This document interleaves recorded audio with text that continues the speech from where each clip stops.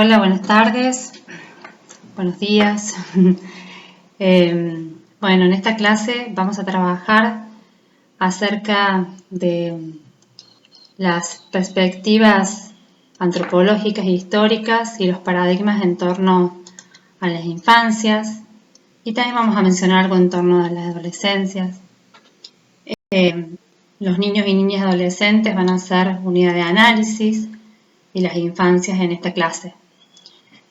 ¿Por qué lo hacemos? Porque han sido personas y son personas que no siempre fueron consideradas como sujetos, con los reconocimientos de su especificidad, de sus intereses y merecedoras de sus derechos. Por eso es que vamos a tratar de comprender el proceso histórico y las diferencias que se han ido dando de acuerdo a las diferentes épocas y realidades sociales que nos van a permitir arribar a conocer cuáles han sido también los cambios que se han dado en torno a las legislaciones que han dirigido las prácticas en torno a las infancias y a las adolescencias. Bueno, la idea es desarrollar la noción de infancia en tanto construcción social, producto de una construcción histórica en la que confluyen concepciones políticas, educativas, culturales y sociales. No vamos a poder abordar todo esto, pero la idea es poder llegar a algunas concepciones que vamos a compartir y que vamos a profundizar a lo largo de la materia. Si pensamos en estas construcciones desde una hegemonía, podríamos decir que pensamos en niños y en infancias jugando, riendo, en la escuela, en la calle, niños e infancias en situación de calle que nos preocupan, que nos sensibilizan. Y si bien ha existido niños y niñas desde el inicio de la humanidad, tanto la noción de infancia como las áreas de conocimiento, las instituciones y los profesionales que se ocupan de estas infancias han sido creadas en un lento proceso histórico que registra variaciones en el último siglo, sobre todo. Entonces podemos estar hablando de un proceso que es heterogéneo, y que no necesariamente es homologable en territorios geográficos y pertenencias de clase y de género.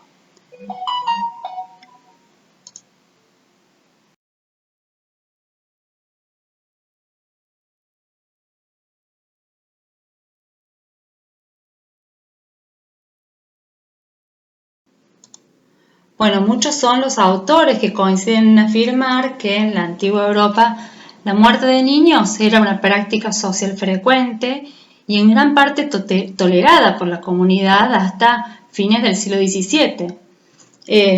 Pese a constituir un crimen esto, la muerte de los niños y niñas era ejercida en secretos y se consideraba bajo la forma de accidentes casuales.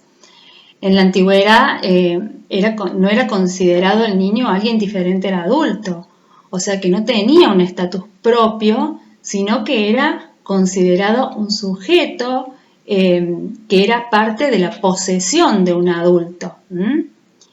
Se hacían sacrificios por parte de rituales, de magia o religiosos. También algunos historiadores como Philippe Arié, que es un historiador muy reconocido en tratar de construir lo que ha sido la historia de las infancias, han señalado que en la antigüedad, como en el medioevo, fueron épocas realmente peligrosas para los niños y niñas. A partir de que las criaturas, dicen los autores, ¿no?, de que los niños podían desempeñarse sin la asistencia constante de las madres o de las nodrizas de la época, ya pertenecían a la sociedad de los adultos y no se los distinguía de estos últimos. Se los concebía como adultos pequeños y como tales compartían todos los rasgos y actividades propias de ese mundo adulto. Si ustedes ven en las imágenes, van a ver justamente que, y si buscan otras imágenes, van a ver que las pinturas de la época lo que hacen es representar esto, ¿no? Eran como adultos en miniatura y presten atención a las posturas, a los gestos corporales y a la vestimenta de esa época.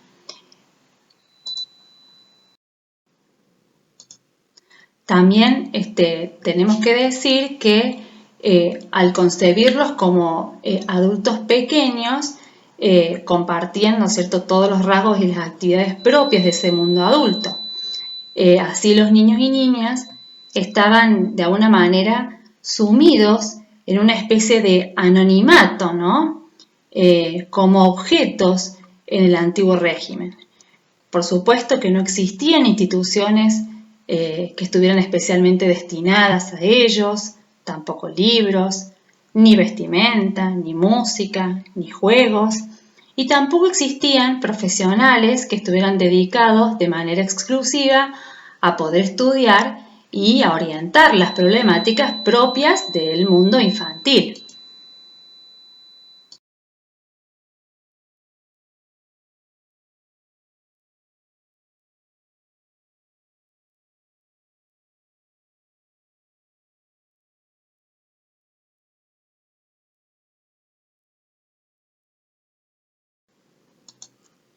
Bueno, los tiempos modernos trajeron muchos cambios, representan un corte respecto a la época anterior, o sea, la Edad Media. Podríamos pensar en una línea divisoria de los tiempos que unifica los acontecimientos fundantes de la modernidad, el descubrimiento del Nuevo Mundo, el Renacimiento y la Reforma religiosa. Estamos hablando, para que nos ubiquemos un poquito, del siglo XV y del siglo XVI.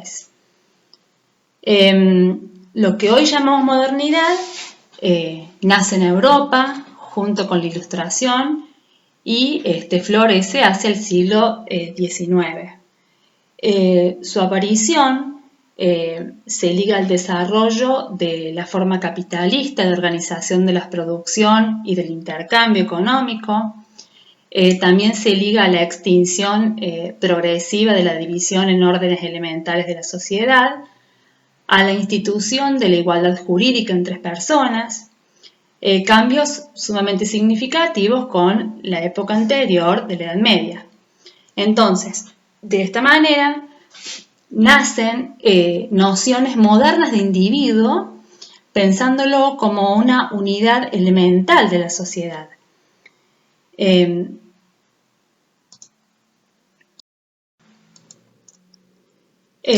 la modernidad se sustituye a Dios por la ciencia.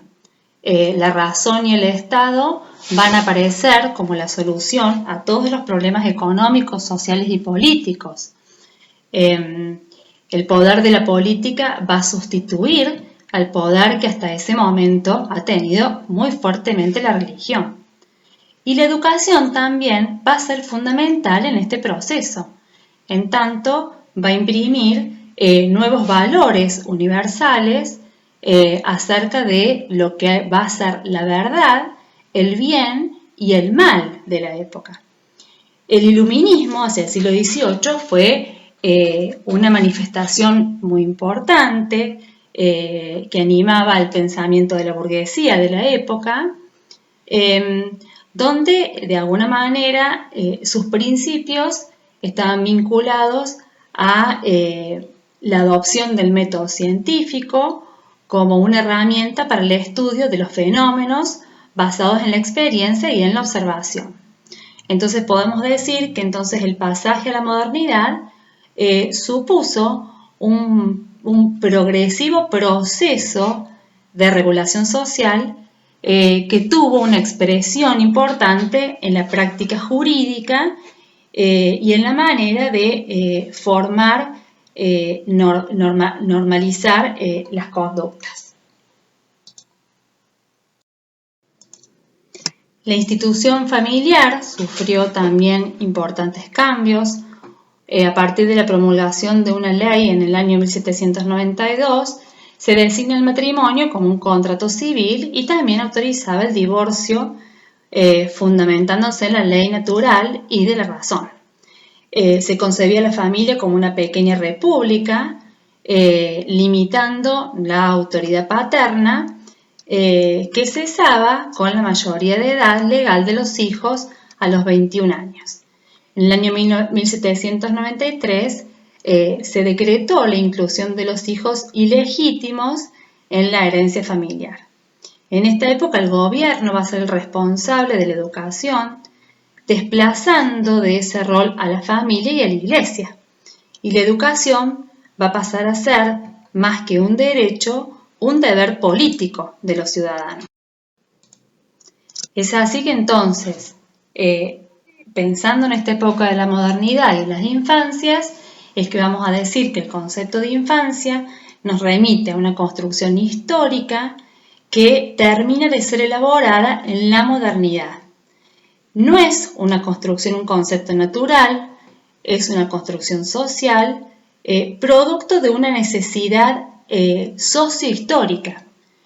Vamos a decir también que entonces el Estado, por medio de diferentes aparatos políticos e ideológicos, crea sujetos que necesita para su reproducción.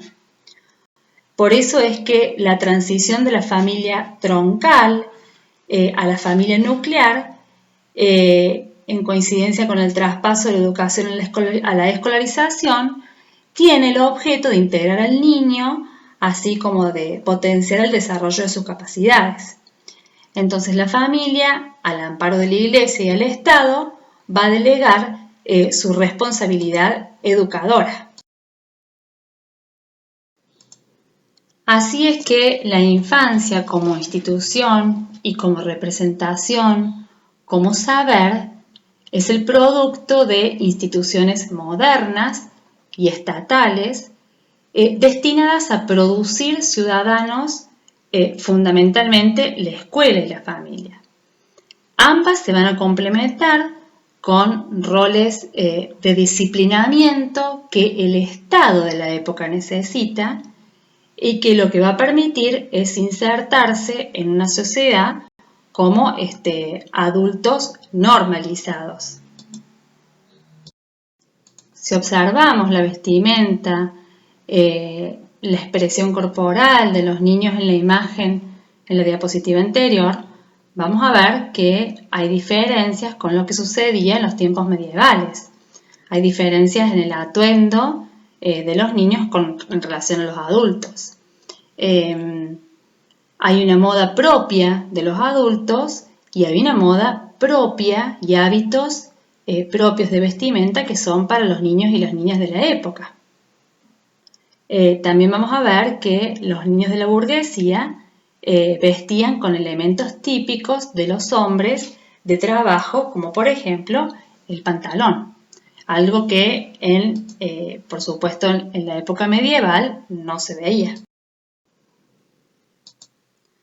Bueno, si prestamos un poquito de atención a algunas representaciones que tienen que ver con el arte de la época, los invito a que busquen también algunas representaciones en línea. Van a ver que comienza a retratarse a los niños de manera separada de sus padres, pertenecientes fundamentalmente a la nobleza de la burguesía. Esto marca un signo importante que es el de particularizar una determinada infancia. Las infancias correspondientes al pueblo fueron invisibilizados o mantenidos en un estado de indiferenciación social.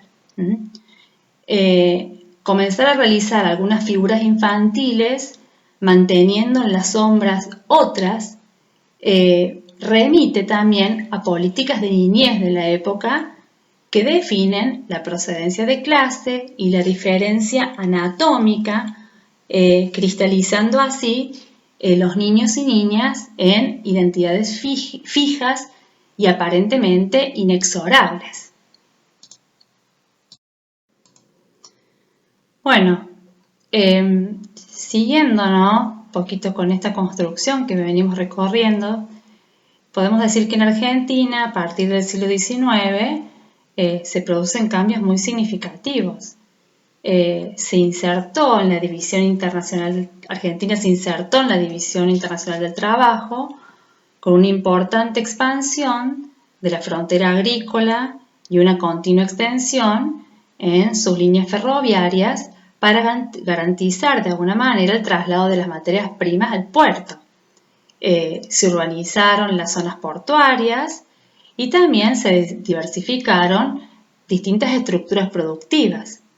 Tenemos que tratar de contextualizar y de entender que los cambios y los conceptos y los paradigmas están atravesados por contextos sociales.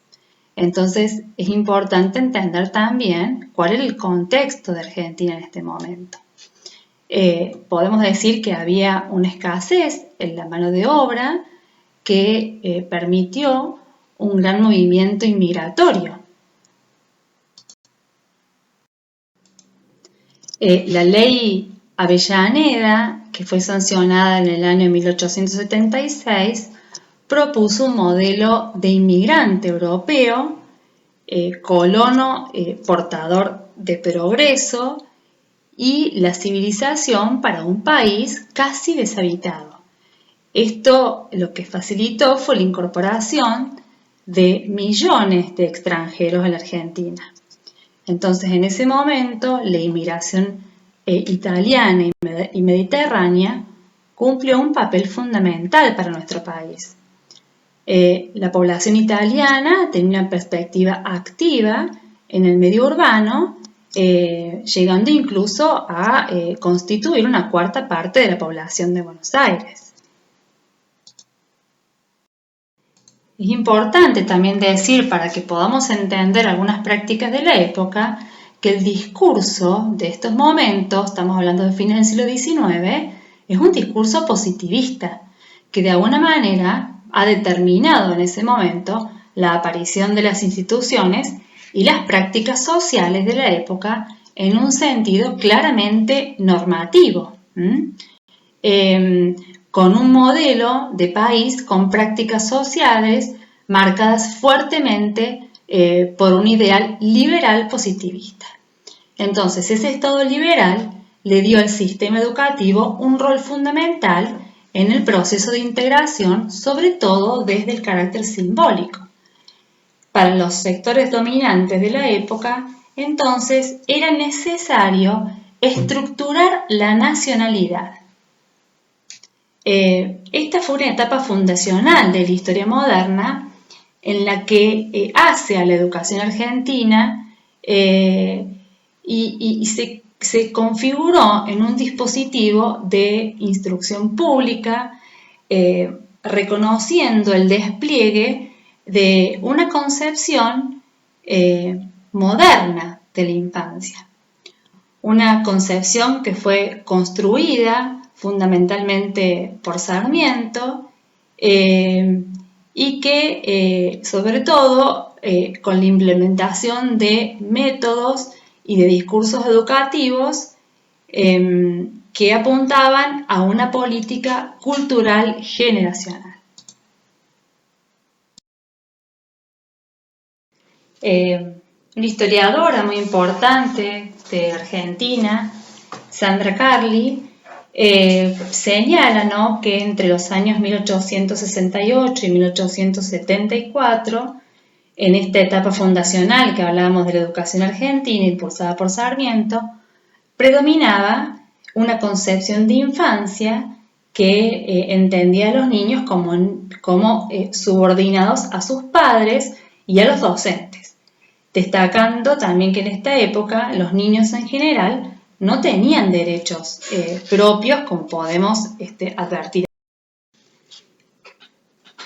Otros historiadores que nos ayudan a entender un poco cómo se ha ido construyendo esta infancia, nos cuentan que en aquella época comenzó a diferenciarse distintos grupos, ¿no es cierto?, de identificar tres grandes grupos de niños. Por un lado estaban los pobres, por otro lado estaban los de la clase media y en otro grupo estaban los de élite. Esta clasificación lo que hizo fue delimitar también las particularidades y las políticas que iban dirigidas a esos grupos de niños. Entonces, por ejemplo, para los grupos de niños en clase media, los niños que estaban en ese grupo de élite, había una política que estaba orientada a la enseñanza escolar y muy fuertemente con esta idea de la normativa moral. Entonces, las instituciones escolares estaban a cargo de esa normativización de la moral.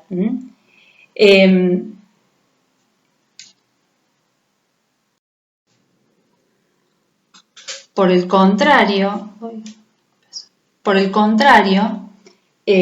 los niños que se encontraban en este grupo de pobres, las políticas se vinculaban en realidad con persecución, con actividades de detención y de internación, principalmente cuando se trataba de niños vagabundos, transgresores o que también ejercían la prostitución.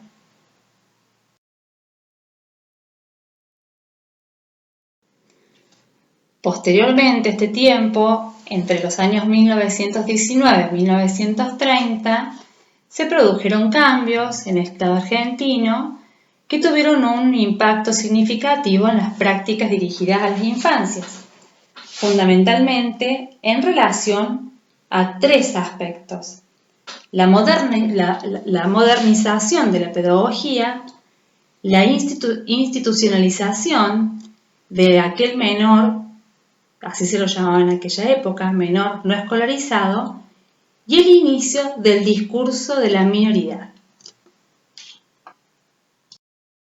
En general, ¿no?, cuando uno recorre los distintos momentos de la historia argentina en relación al tema que nos convoca ahora, podemos decir que lo que caracterizó a los niños como colectivo social era la condición de sujetos pasivos.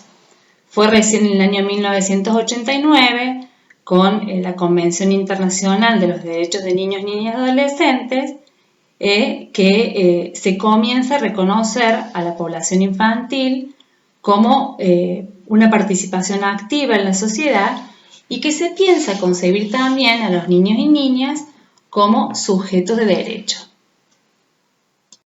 Los autores y los historiadores coinciden que en el periodo que va desde la postdictadura hasta el año 2000 aproximadamente, se producen fuertes cambios en torno a las concepciones acerca de las infancias en Argentina, en los que es posible evidenciar algunos avances, pero también algunos retrocesos. Si bien hubo y se realizaron importantes logros en lo que refiere al reconocimiento de los derechos, y también a lo que fue la ampliación del campo del saber acerca de las infancias, no hubo en realidad un mejoramiento en las condiciones de vida de las poblaciones infantiles. Bueno, luego de hacer un recorrido de estas hipótesis que planteó esta historiadora Sandra Carli, podemos decir que entonces los hechos y los acontecimientos históricos, sociales y políticos han ido favoreciendo el surgimiento o la emergencia de diferentes figuras infantiles. Entonces ella nombra, por ejemplo, a los niños de la calle, la figura del niño consumidor, niños que son víctimas, figura del niño carenciado, figura del niño en el ambiente político. Estas nuevas figuras, estas nuevas concepciones y representaciones que se van desarrollando a lo largo de la historia en contextos sociales concretos y determinados, plantean a quienes trabajamos, ¿no?, con niños, a los profesionales que trabajamos con las infancias, al Estado también, la necesidad de nuevos análisis y nuevas reflexiones que de alguna manera permitan reconocer las características que asumen hoy las infancias. Tema que nosotros vamos a desarrollar a lo largo de la materia.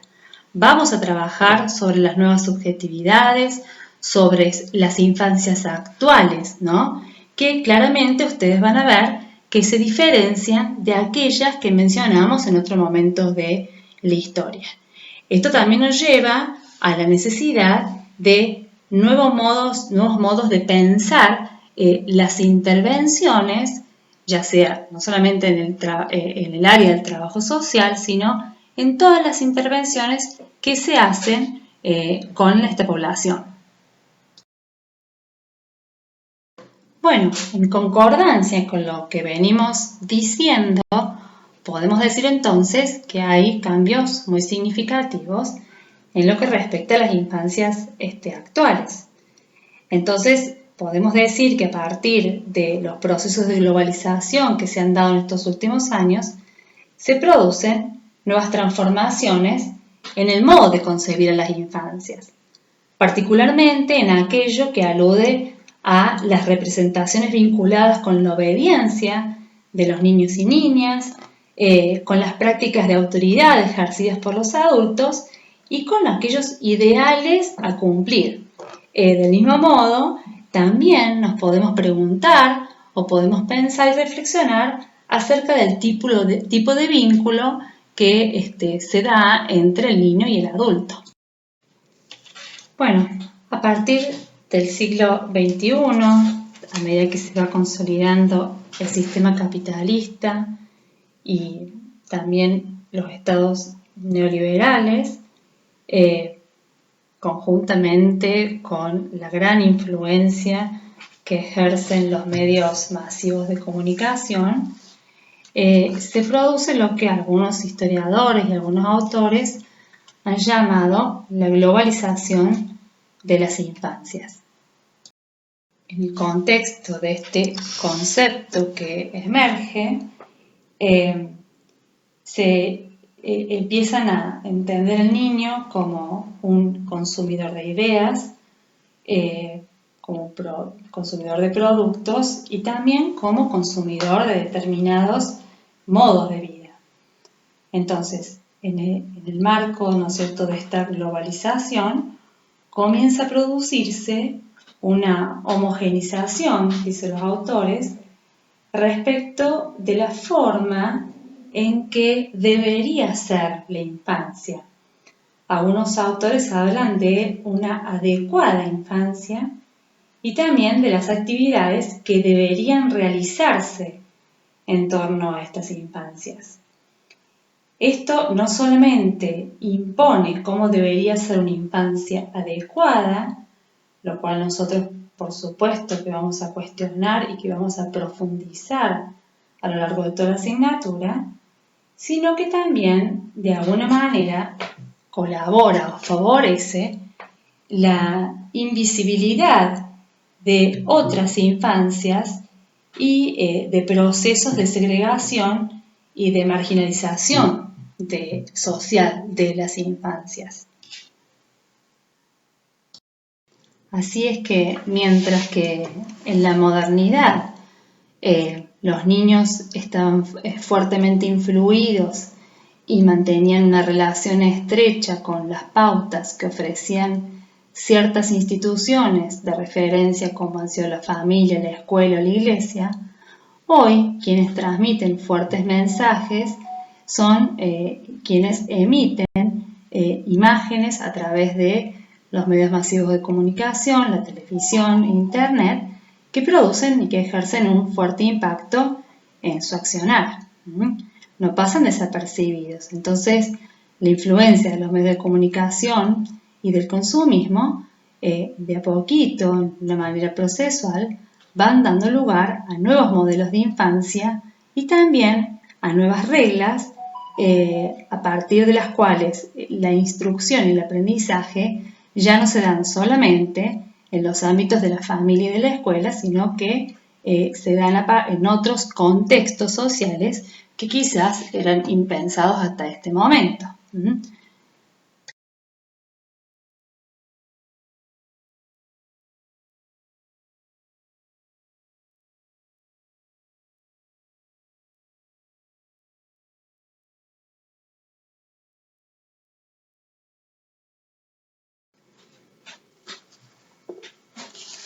Hay diferentes paradigmas que nos van a ayudar a entender algunas cuestiones acerca de la infancia. Anna Fass trabaja sobre 3 paradigmas. Generalmente los autores trabajan sobre 2 de ellos, pero vamos a respetar la propuesta de la bibliografía. Los paradigmas lo que nos ayudan es a poseer una concepción diferente acerca de las infancias y también atribuyen a esta etapa o a este momento del curso vital algunas características que también van a ser diferentes según desde dónde los estemos mirando. Entonces, el primer paradigma es el paradigma del menor en situación irregular, así se llamó, también lo pueden encontrar con otros nombres según la bibliografía. También es llamado paradigma del control social de la infancia. También por ahí puede aparecer como el paradigma de tutelaje o tutelar. El segundo paradigma que vamos a trabajar es el paradigma de la protección integral de la infancia. Bajo este paradigma vamos a trabajar algunas ideas que se despliegan de la ley de protección integral. Y el tercer paradigma es el paradigma de protagonismo infantil organizado, que también es llamado paradigma de la protección, de la promoción o paradigma del rol social de la infancia. El patronato y la tutela fueron así ideas rectoras en el plan de gobernabilidad hacia fines del siglo XIX y principios del siglo XX, que implicó una política social basada en la caridad, con la clara intención de tutelar la vida de aquellos más pobres o en situaciones más vulnerables, con el fin también de disminuir los costos financieros del Estado en búsquedas de obtener mano de obra calificada a costos muy bajos. La utilidad social de los niños pobres o abandonados y la caridad como política social y de control eran los objetivos de esta gobernabilidad. Entonces, de esta manera se abordó la problemática de las niñez de este periodo, planteando estrictamente instrumentos de control y de disciplinamiento respecto de los hijos de la clase obrera que iban socializándose en un entorno de ideas anarquistas y socialistas que eran vistas como peligrosas para el orden vigente. Este paradigma del patronato del menor entonces constituyó un paradigma jurídico, social e ideológico, también cultural, que institucionalizó la práctica del encierro masivo de niños por causas sociales, justificándolas y defendiéndolas como bajo la situación de abandono y afirmando que generaban peligro, riesgo moral y material.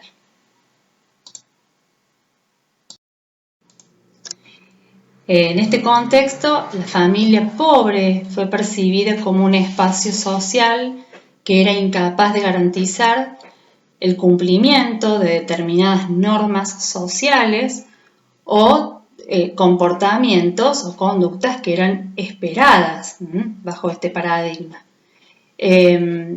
porque llevaban de este modo el peligro moral y o material de los niños y las niñas de la época. El juzgamiento de los padres implicaba una sanción a su condición de pobreza, judicializando a sus hijos en lugar de ser atendidas sus necesidades asistenciales dentro de un marco familiar. Así es que entonces el Estado, a través del patronato, intervino frente a los problemas económicos y sociales que atravesó el niño de la época y de alguna manera dispuso sobre la vida de estos niños. El término menor, discutido y debatido en nuestra época actual, se utilizaba para identificar bajo este paradigma a los niños de los cuales venimos hablando, utilizado de una forma despectiva y peyorativa. y en algunos casos hasta de manera estigmatizante. Era aplicado hacia niños enfermos, ¿no es cierto?, con diferentes tipos de discapacidades, y también era utilizado para dirigirnos o referirse a niños que vivían o que se encontraban en condiciones de pobreza o de vulnerabilidad social. Entonces, el paradigma de control social de la infancia, bajo estos conceptos que estamos diciendo, tenía como finalidad llevar a cabo procesos de homogenización y de disciplinamiento y también de poder prevenir futuras desviaciones en los niños. Prestemos atención a los conceptos y a las palabras que estamos utilizando, que son concordantes con toda esta concepción de infancia de la época. El primer objetivo hacia las infancias va a ser la de un objetivo que tiene que ver con la adaptación y no con la problematización del desarrollo de estas. También es un paradigma que asume una postura adultocéntrica, ya que son los mayores, ¿quiénes son? Son los padres, son los docentes, los profesionales.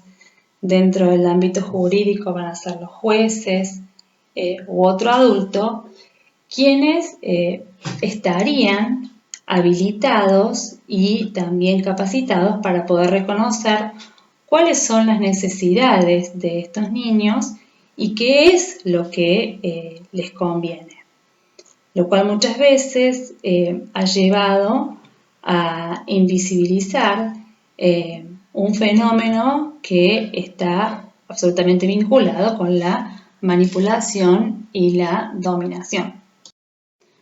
Bueno, con respecto a este paradigma de la protección integral de la infancia, tenemos que decir, en primer lugar, que es un paradigma que ha sido propiciado por distintos organismos internacionales, como el de Naciones Unidas y como UNICEF, y que se explicita a nivel discursivo a partir de la Convención Internacional de los Derechos de Niños, Niñas y Adolescentes en el año 1989. Es un paradigma que implica una transformación profunda y un cambio radical en torno a la manera de entender a las infancias y que justamente atañe a los destinatarios debido a que esa convención deja de concebir a los niños como objetos de derechos para pasar a considerarlos sujetos de derechos.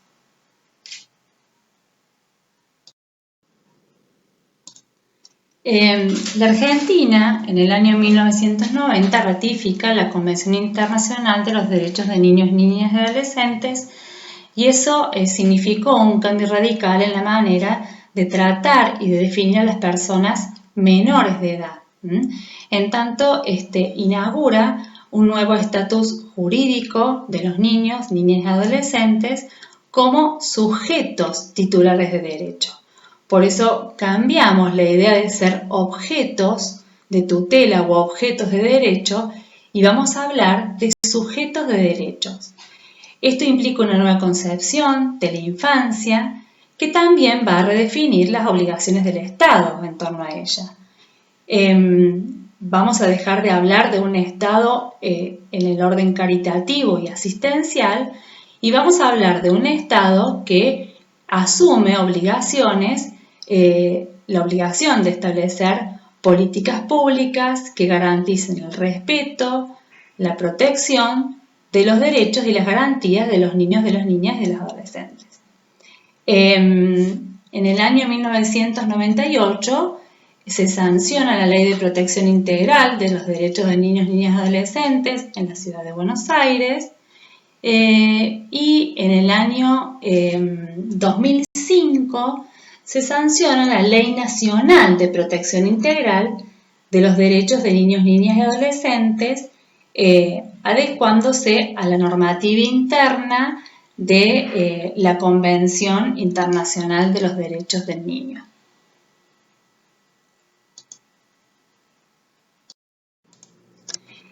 En este contexto, la familia pobre fue percibida como un espacio social que era incapaz de garantizar el cumplimiento de determinadas normas sociales o comportamientos o conductas que eran esperadas bajo este paradigma, porque llevaban de este modo el peligro moral y o material de los niños y las niñas de la época. El juzgamiento de los padres implicaba una sanción a su condición de pobreza, judicializando a sus hijos en lugar de ser atendidas sus necesidades asistenciales dentro de un marco familiar. Así es que entonces el Estado, a través del patronato, intervino frente a los problemas económicos y sociales que atravesó el niño de la época y de alguna manera dispuso sobre la vida de estos niños. La puesta en vigencia de esta ley marca el fin del antiguo régimen del patronato de menores, dejando sin efecto el sistema tutelar e instaura un sistema de garantías de derechos. Esto implica una nueva realidad jurídica que obliga a un replanteo de las prácticas cotidianas para quienes trabajan con y por los derechos de los niños, niñas y adolescentes.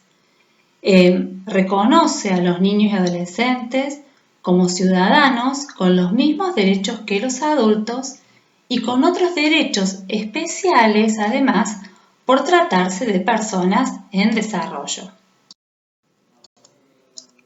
En este nuevo contexto, entonces, los niños, niñas y adolescentes ya no pueden ser vistos como objetos de control o de tutela que están a disposición por parte de las autoridades administrativas, judiciales u otras instituciones sociales.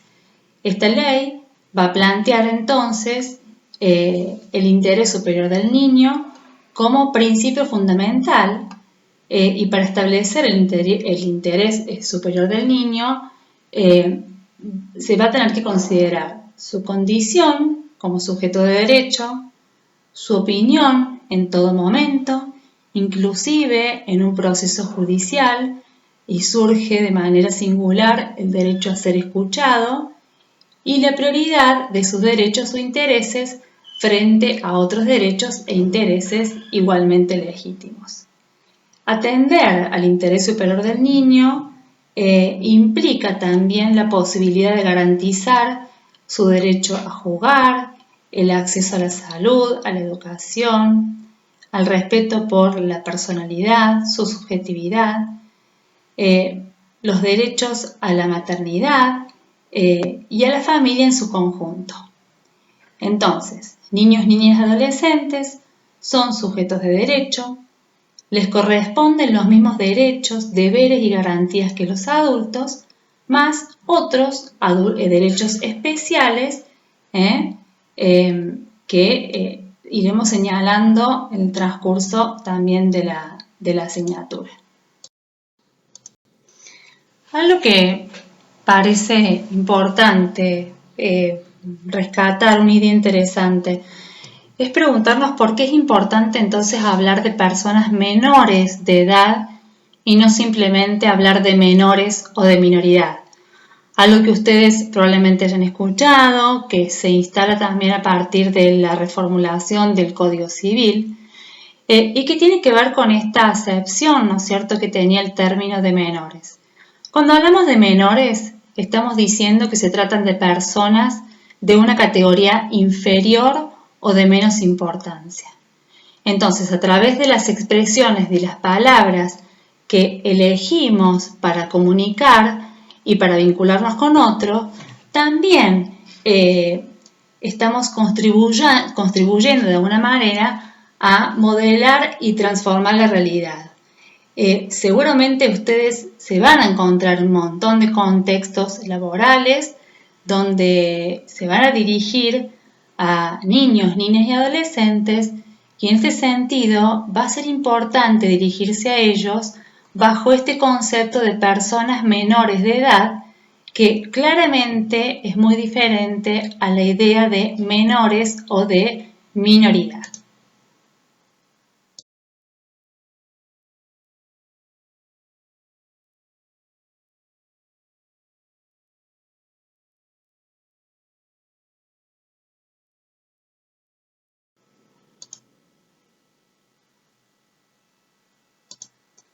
Bueno, con respecto a este último paradigma que nos interesa compartir con ustedes, el paradigma de protagonismo infantil, bueno, queremos decir que son varios los autores que definen dentro de este paradigma al protagonismo como un proceso mediante el cual los niños, niñas y adolescentes se ven implicados de manera activa y vinculante en su desarrollo y en su sociedad.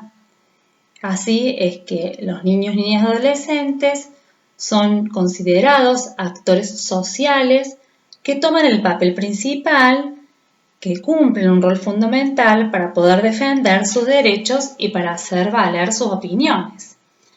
Es un proceso social que también va a posibilitar visibilizar a la infancia que en algún momento puede llegar a ser invisible a partir de la redefinición de diferentes roles sociales que van a permitir poner en práctica el concepto de niños y niñas como sujetos de derecho.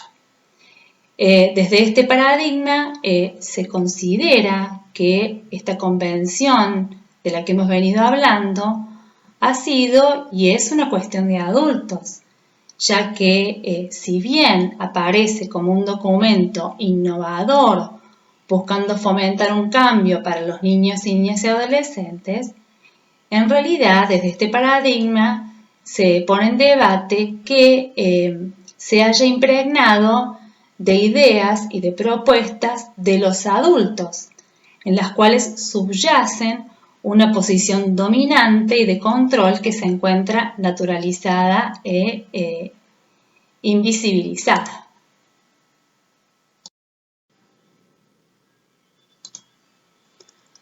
Entonces, en esta misma línea, es preciso destacar que tener derechos no significa poder practicarlos.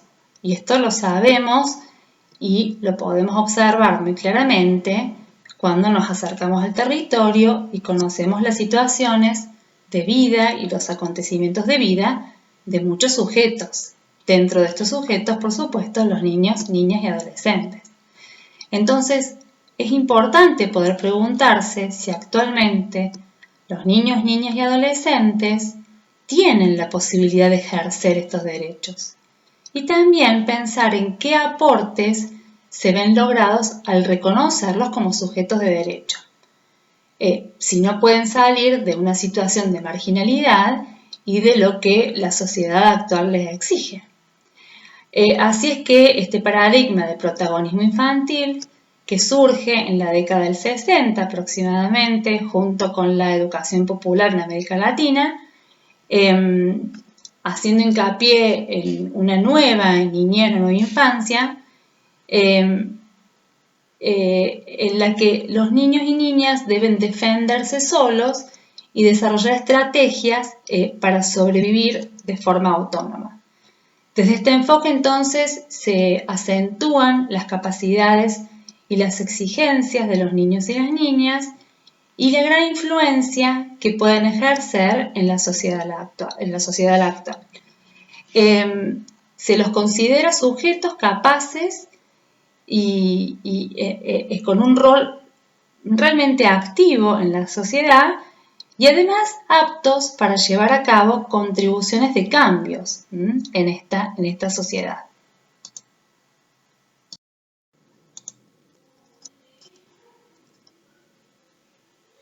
En este marco, entonces, la participación de los niños, las niñas y los adolescentes será verdadera en tanto implique que los adultos puedan escuchar aquello que estos niños, niñas y adolescentes opinan y que sus opiniones realmente influyan en las decisiones que se toman. Se trata entonces de generar una cultura de participación a partir de los cual los niños, niñas y adolescentes puedan reclamar activamente sus derechos. En relación con esto, se propone una escalera, ¿no es cierto?, de participación infantil, mediante la cual lo que se intenta es esquematizar 8 niveles diferentes de participación.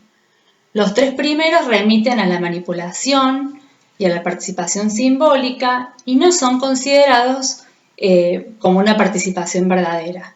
Los otros 5 niveles muestran un grado de intervención cada vez mayor.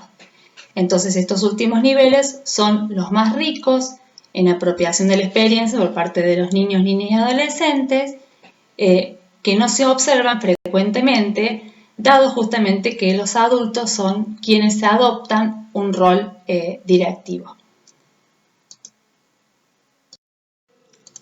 Por último, en relación a esto, nos parece importante decir que esta concepción o este paradigma de protagonismo infantil no implica invertir la situación de dominación y que los niños, niñas y adolescentes sean los únicos con la capacidad de decidir, sino que más bien se pueda generar un espacio a partir del cual estos últimos pueden ser escuchados y su opinión ser respetada.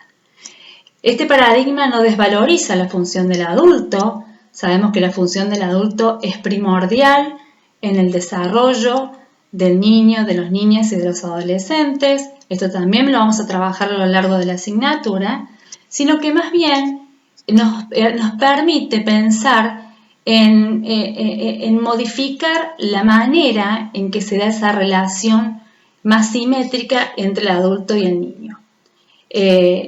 Lo que hace es pensar en el adulto como no es el único ser que tiene un supuesto saber, sino más bien es un agente que promueve el cambio y la autonomía por parte de los niños, niñas y adolescentes.